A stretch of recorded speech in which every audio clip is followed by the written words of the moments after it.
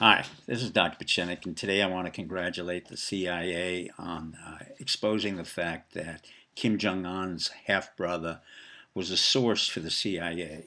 Quite frankly, I've been critical of the CIA, as have been many other people, but I'm quite impressed by their handling of North Korea. For well over 30 years, the CIA, along with military intelligence, NSA, and other branches of our intelligence service, has been very effective in monitoring what went on in North Korea. When I was a DAS for East Asia, they would brief me on a daily basis, and I was quite impressed that they understood both the dynamics of the individual leaders like Kim Il sung, Kim Jong un, and they understood the dynamics of the country. They understood how it had been prosperous in the beginning, and then it went into a famine.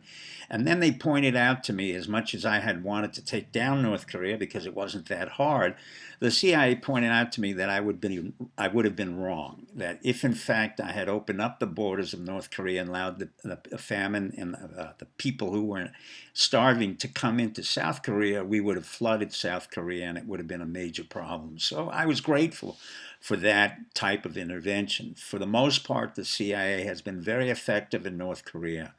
My suspicion that they were in fact monitoring Kim Jong Un and his relatives came out a couple of years ago when the movie on Netflix came out about Kim Jong Un. Now that could not have been done without the CIA help.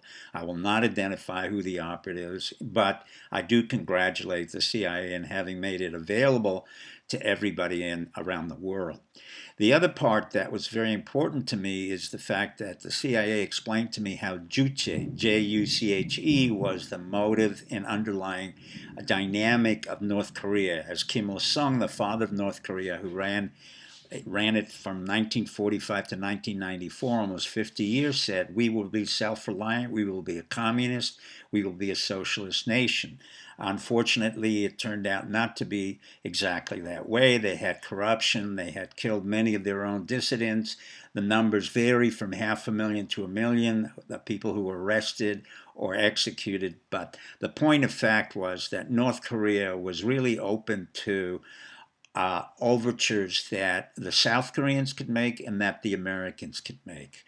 One of the operatives with whom I worked with, it turned out, was a North Korean operative. And had it not been for the counterintelligence and the CIA, I would not have known that.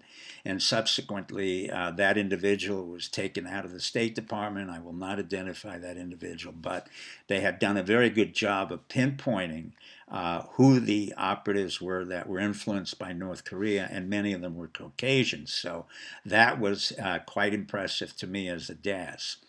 For the most part, North Korea right now is a country waiting to be helped. And why do I say that? There are beaches there on the southeast of North Korea, and they want to open it up and make it a tourist attraction by October 2019. And Trump is the right person in the right place for the right time in order to make that type of deal with Kim Jong un. Now, Kim Jong un knows he has to open up North Korea. There are no more missiles he can fire. There's no more radiation that he can shoot out because it's really not of benefit to North Korea.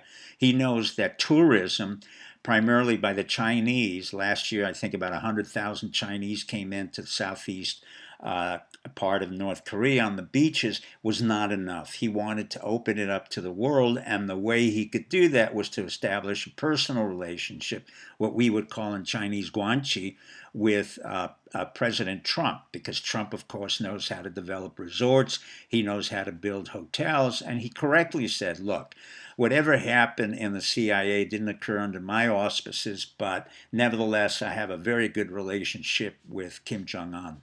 I believe that, and I believe that Kim Jong un will, in fact, make a deal with Trump. My suspicion is it'll be around October of 2019. I could be wrong, but I hope I'm right. I would like to quote one of Maxine Waters' better comments in saying that if North Korea can't help herself, let America try. On that note, I wish you good luck and good night.